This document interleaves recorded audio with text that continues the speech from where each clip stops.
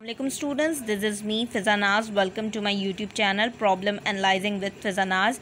अगर आप इस चैनल पे नए हैं तो प्लीज़ मेरे चैनल को सब्सक्राइब करें ताकि आपको मेरी हर आने वाली न्यू वीडियो का सबसे पहले नोटिफिकेशन मिले। ठीक है, प्रीवियस वीडियो में हमने इनिशियल वैल्यू प्रॉब्लम सीखा था। आज हम reducible two variable separable method करेंगे। सबसे पहले मैंने क्या किया, EX मल्टीप्लाई में तो डिवाइड में हो जाएगा, माइनस कॉमन ले लिया तो ये हो गया 1 + dy/dx equals to x e की power minus x plus y. Then u को लेट कर लिया कि ये x + y के इक्वल है, डिफ्रेंशिएट कर लिया तो 1 + dy/dx किसके इक्वल आ गया, du/dx के।